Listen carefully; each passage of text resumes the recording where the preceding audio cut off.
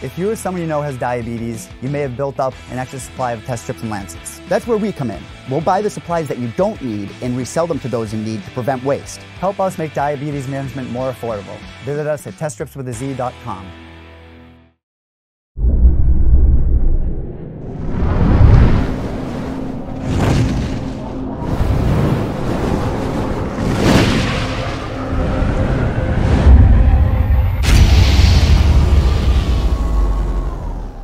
All right, joining me right now, back in action, March 9th in Wichita, Kansas, UFC on ESPN +4. I'm going to just go with UFC Wichita because this numbering system is absolutely ridiculous these days. But this man joining me right now is stepping in for Daniel Spitz. He's going to face Jeff Hughes, a rematch from a fight that took place less than a year ago in LFA. We have the Crochet Boss, Maurice Greene here. Maurice, how are you, man?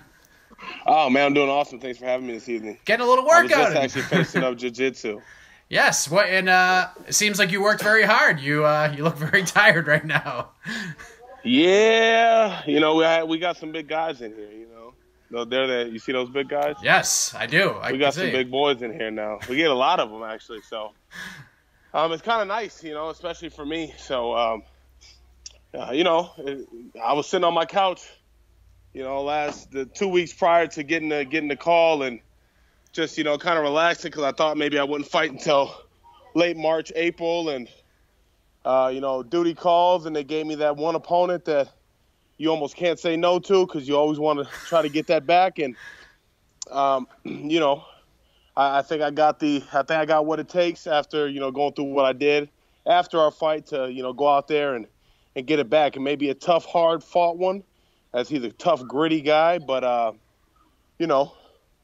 there's a lot better than him in the UFC, and if I can't get past him, what's that to say about hopefully my future? You know what I mean? Yeah, I mean, it was interesting because the last time we spoke, it was a couple months ago. It was back in December. You were coming off the tough 28 season. You were coming off your UFC debut at the finale. You got the submission win over Michael Batista. And you had said that you took that fight as a job interview, and you were hoping to get the job. Lo and behold, 2.5 months later, you're getting back in the octagon. So let's just talk about it. You briefly touched on how exciting is it for you that essentially, no matter how you slice it, short notice, long notice, doesn't matter, you got the job. It's amazing, man. There's a lot of promotions that you could go out and fight for, but the ace, Boom Coon, the number one, the one to be with is the UFC. I've said it in a lot of interviews, and Dana White says it till he's blue in the face, It's not easy to get there, but it's easy to get to the UFC. It's harder to stay in the UFC. So right now my focus is to stay in the UFC, to not get cut, to give them a reason to want to keep me. From, fighting to my marketability, to, hopefully some of the things I'm able to do outside the cage and, just trying to be more of an influential member of this MMA community. I crochet and I knit a lot, and, I'm with my family, my kids a lot. And so I really don't follow super tightly and super close, but I just like to compete, man. I like to chess match. You had said something about maybe getting ready for a fight, March, maybe April. You weren't really sure what was going on, and I know you got this fight. It was kind of a short notice opportunity, but had you heard from the UFC about a fight? Did you get a deal with the company prior to this fight getting booked for you, or was this the call? This was the call. I mean, there was no talks, there was no nothing. I called out Juan Adams on social media. Because he had just fought, I had just fought. It just looked like oh, see, there's another big guy. He's the one who gives me hell right there, that wrestler. What's up, man? That's the one that gives me hell. But anyway, I called out Juan Adams on social media just because I thought that'd be a good fight. Nothing disrespectful.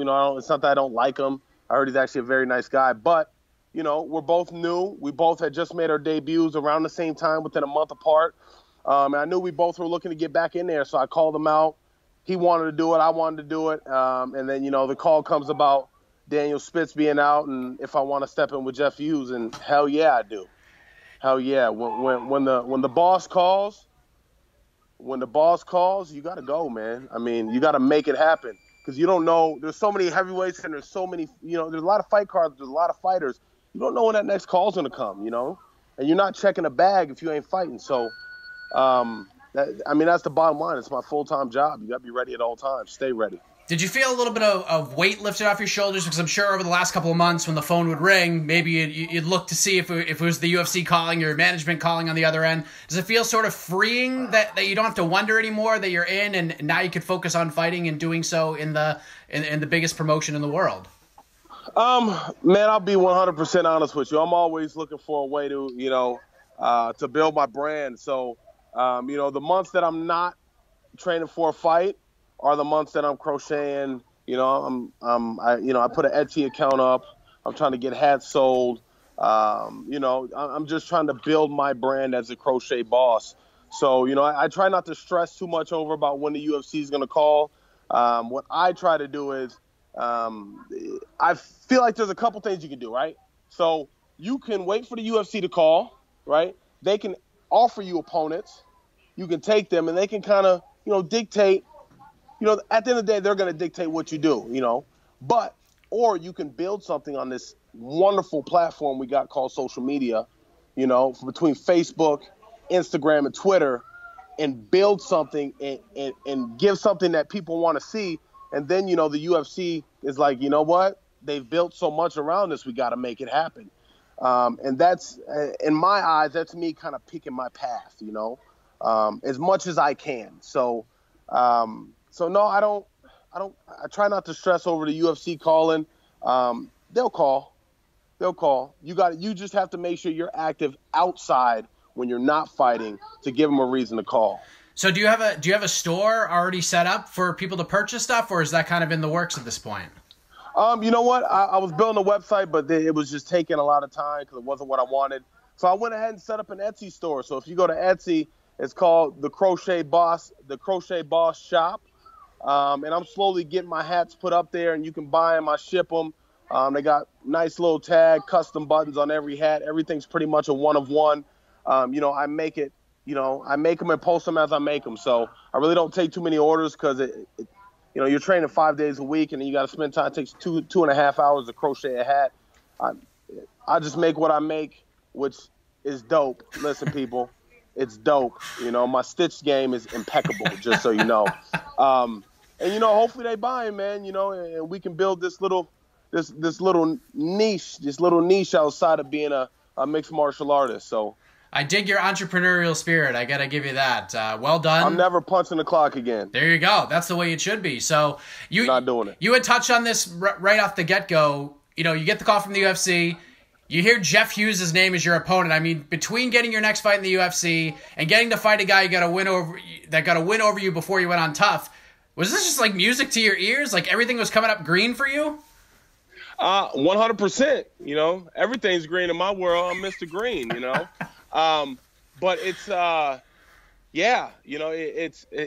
it can't be a debut. This is my debut. I get the Reebok fight kit.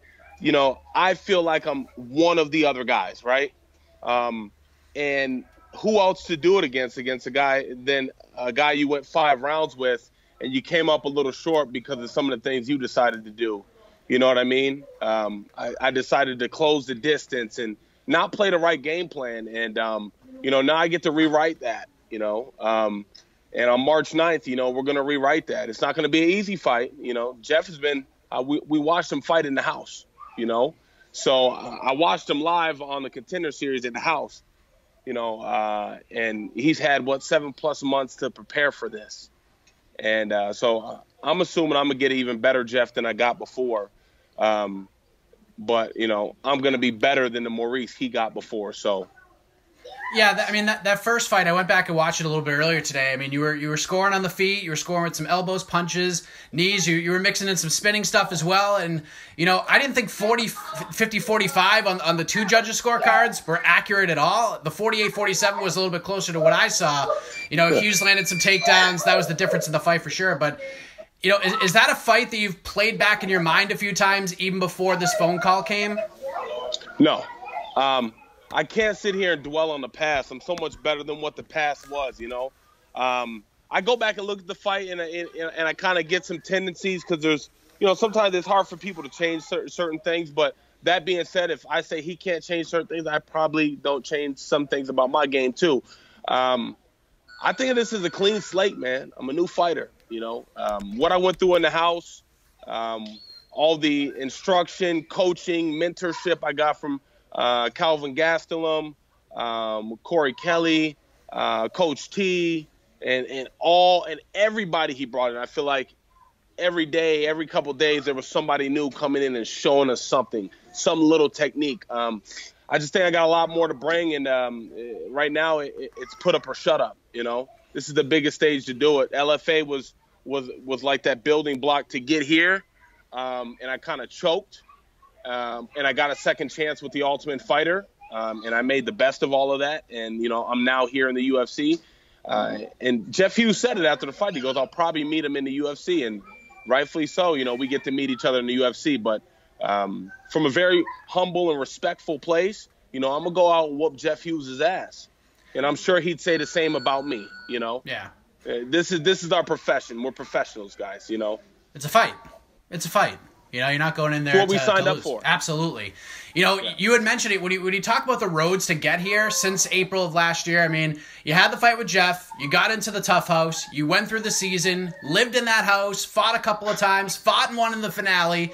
Jeff gets the opportunity in the Contender Series, made the most of it, and got a first-round knockout. So he certainly deserves to be there. You deserve to be there. But do you feel like along the way you've had the chance to maybe learn a little bit more about yourself as a person, as a fighter, and had a little bit more evolution along the way as opposed to Jeff's road, if that makes any sense? 100%. I got a little bit of taste of the public eye. I got a taste of the media. I got a taste of seeing the big lights. I've seen that before with Glory. Sometimes that stuff affects people, going into a fight. You come out fight week, you got to do all this media. It's the first time you're doing it. You forget to relax. You walk through that tunnel. You see, this arena is probably going to be bigger than the one, that I was in. But, Jeff gets to train with the former champ, though. You got to remember that. Jeff gets to train with the best, and when I fought Jeff, that was the first camp he had there. He's been there. He's seasoned now. I expect nothing less than a war. If I don't win some sort of performance bonus, we should win fight of the night because I'm not going down without a fight. I fought Juan, and I learned a lot about myself in that fight with Juan Espino. I was just talking to somebody from the UFC earlier about this. You never know how you're going to react when you're hurt. I can tell you how I'm going to react, but you never know until you're hurt and your body hits that fight or flight mode. And during the show, I proved to myself that when I'm hurt, I can hit that fight mode and push through it and figure out a way to get back to my feet. It's just a small win, right? I just take little wins, even in a loss. So, these last couple of weeks, I'm going to train my ass off, and I'll be ready to go. And the UFC should like what they see. Are you excited to hit the rolling hills and sprawling landscapes of Wichita, Kansas? I hear it's beautiful there in the first couple of weeks of March. Woo! Woo! It's probably better than it is here. We just had a snowstorm. I bet. I got stuck in the snow coming in here. I'm excited to be able to live out my dream, man. Not a lot of people get to live out their dream. Not a lot of people get to do this. I was working before the Ultimate Fighter. I was pushing 40 hours a week, barely making it in the gym, and still trying to carry a fighting career. Now I get to do it full time. I'm one of the lucky ones. So I need to take full advantage of this because it's not going to last forever. You just got this fight. It's not like it's 48 hours away from the fight when you got the news, but it's certainly not a full fight camp for you. Do you prefer having the short preparation time so you don't have to think about it too much? You could just focus for the time you have, get your work in, and go fight? Or do you like having the long training camp setting in? I'm not going to lie to you. I would prefer a full training camp. I've only had maybe one of them throughout my whole career, period. I'm the guy that they call on short notice to fill in to fight any tough guy, which that either goes good or bad, right? It's either or. It either goes good or bad. But I pride myself off showing up for work. I pride myself off if the boss calls, it's time to answer. It's time to put up or shut up. And, sometimes I get shut up, and this is just a game. Sometimes I put in that work and get the W. So they can call me on short notice till they're blue in the face, and I'll continue to take the fights. they can give me a full camp, and we'll go out there and get the W. So, a full camp, just you can get different looks. You can travel. You can go get different looks. When you're in a short camp like this, you do what you can with what you got. I got great training partners. I got a lot of big training partners here that can, simulate what Jeff would do and gives me a look strong-wise, probably stronger than Jeff. Collegiate wrestlers. So, I'm good here. But I always like to get extra looks, That's not bad. You fought Jeff before. Like you said, you've learned a lot of lessons since that fight. These opportunities don't come around often to right the wrong, so to speak. So how do you see this thing all going down in Wichita on March 9th? Man, I'm going to go out there, bite down on the mouthpiece, and I'm going to do my job, man. I say it every fight, I'm willing to get knocked out to do something special to him in there. And what I mean by that, let me clarify what that means. When you're a little timid on pulling the trigger, you kind of pull your punches or you pull your kicks and you don't commit, right? But sometimes when you commit, you pay the ultimate price to get knocked out. But sometimes when you commit, you knock them the fuck out. So what I mean is, I'm going to bite down on that mouthpiece and I'm going to throw everything with bad intentions. And, if you get caught in the interim, it is what it is. You work through it. I plan on winning a bonus. I missed a bonus, I feel like, by that much in my debut. I want that 50. I want to see that 50K in my account, a week after the fight. So that's what I'm after. You're a heavyweight, getting ready for a heavyweight fight. Of course, the main event of that card is in the heavyweight division. So before we wrap things up here, let's put the Maurice Greene Crochet Boss analyst hat on for a moment. Main event, two of the guys you'll be striving to get in there with down the road as your career progresses, JDS versus Derek Lewis. Who do you see coming out of the main event on March 9th? All right, let me put on my analyst look.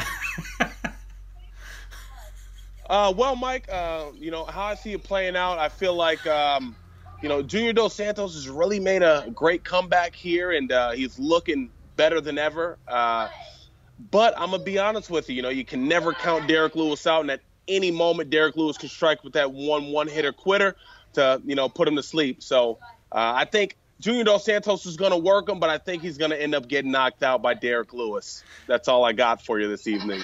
Man, I think the timing of the UFC going to ESPN is perfect. So if they need a fill-in, you're in for a short call-up to get in the octagon, but if they need a short call-up to get in the analyst chair, pre-fight show, post-fight show, weigh-in show, I think Maurice Greene's got himself a second job. I'm just saying, that's my retirement plan, hopefully. So, I just got to do my work in the cage to get to the retirement plan, look at Daniel Cormier. He's one of the best that does it in the cage and outside. So, so we'll see. Yeah, I like it, man. Maurice Greene, the Crochet Boss, ladies and gentlemen, return to the octagon March 9th, UFC Wichita, taking on Jeff Hughes. Mo, thanks for jumping on as always. Before we let you go, man, let the folks know where to find and follow you on the web, social media, shout-out, sponsors. Let's throw the Etsy stuff out there once more. Please take the floor, my man.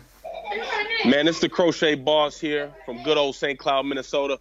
Feel free to follow me on Instagram at the Crochet Boss, Twitter at the Crochet Boss, and on Facebook at the Crochet Boss fan page.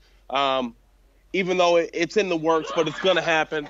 I'd like to thank my future sponsor here for my CBD, all CBD needs. Check them out. They got some of the best shit.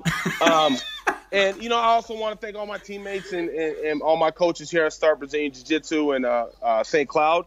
We're going to go out there and put on a show and hopefully pick up that bonus by either knocking out or submitting Jeff Hughes with another triangle choke. Maybe we can make it 4 for the heavyweight division. 2 for Struve, 2 for me. There we go. I love it, man. Congratulations on the call, Maurice. All the best to you on March 9th at Wichita. Thank you for the time just coming out after training. Hey, appreciate it, Mike. You have a good rest of your evening. Thanks for having me.